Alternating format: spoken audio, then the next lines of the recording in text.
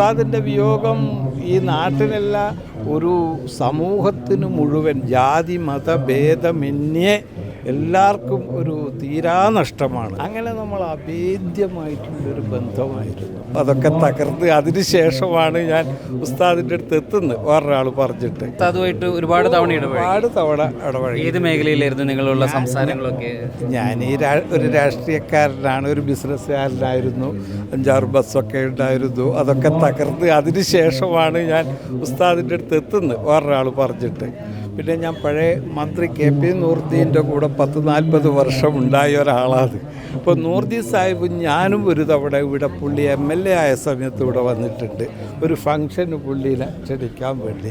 അങ്ങനെ നമ്മൾ അഭേദ്യമായിട്ടുള്ളൊരു ബന്ധമായിരുന്നു. അപ്പോൾ എന്നെ ഇവിടുന്ന് എത്ര ആൾക്കാരുണ്ടായാലും ആൾക്കാരെല്ലാം എന്നെ നോക്കും, എന്താ ഇയാൾ കുറേ കുട്ടീനെ എടുത്തിട്ടുള്ള ആൾക്കാരുണ്ടാവും, അല്ല ഒരുപാട് ആൾക്കാർ ഇവിടെ ഉണ്ടാവും.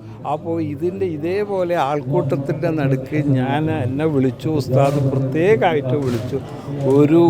ഞാൻ എന്ത് ഗിഫ്റ്റ് കൊടുത്താലും ഉസ്താദ് സ്വീകരിക്കാറില്ല. അപ്പോൾ അതൊക്കെ അവിടെ പത്മനാഭൻ പോയിക്കോ എന്ന് പറഞ്ഞിട്ട് വിടുന്നത്. ഞാൻ ഉച്ചക്ക് കണ്ണൂർ നൂട് കഴിക്കാൻ വേണ്ടി ഇറങ്ങിയപ്പോഴാണ് എൻ്റെ ഫോണിൽ സുദിനത്ത് മുനീറിൻ്റെ ഒരു ലേഖനം കാണുന്നത്. ഒരു ഉസ്താദ്. അപ്പോൾ ഞാൻ 1-2 ആൾക്കാരോട് ചോദിച്ചു, അല്ല എപ്പോഴാണ് അടക്കം എന്താണെന്ന്. അത് 1 മണിക്ക് കഴിഞ്ഞു എന്ന് പറഞ്ഞു ഒരാൾ.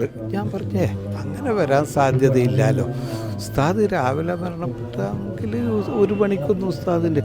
ഞാൻ രണ്ടും കൽപ്പിച്ച് ശരി, അഥവാ നമസ്കാരം അടക്കം കഴിഞ്ഞെങ്കിലും ഇവിടെ വന്ന് അദ്ദേഹത്തിൻ്റെ നേരെ ഒന്ന് പ്രാർത്ഥിച്ചിട്ട് പോകാമെന്നുള്ള ഉദ്ദേശത്തിൽ വന്നതാണ്.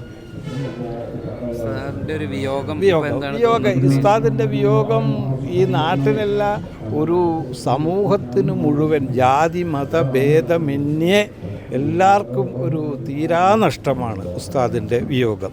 ഉസ്താദ് ഇത്ര പെട്ടെന്ന് നമ്മളെ വിട്ടുപിരിയുമെന്നുള്ള യാതൊരു കാഴ്ചപ്പാടും നമ്മളെടുത്ത്. എന്നെ സംബന്ധിച്ച് ഉസ്താദിന് അസുഖമുള്ള സമയത്തും ഞാൻ ചിലപ്പോഴും വിളിക്കാറുണ്ട് ഉസ്താദിന് അസുഖമുണ്ട്, ഇങ്ങനെ എങ്ങനെ കാണുന്നില്ല എന്നൊക്കെ പറഞ്ഞിട്ട്. ആ സന്ദർഭത്തിൽ ഞാൻ വിളിച്ചാലും പുള്ളി അന്നേരം എൻ്റെ പത്മനാഭ എങ്ങനെയാ കാര്യങ്ങളൊക്കെ. അപ്പോൾ അത് വലിയൊരു, എന്നെ സംബന്ധിച്ചിടത്തോളം എനിക്ക് ഒരു താങ്ങാൻ പറ്റാത്തൊരു നഷ്ടമാണ്. ഉസ്താദിൻ്റെ സ്വന്തം അച്ഛനോ അമ്മയോ വിട്ടുപിരിഞ്ഞാലില്ലാത്ത ഒരു ദുഃഖവും വ്യസനവും ആ വേർപാട് എനിക്ക് ഡോക്ടറെ.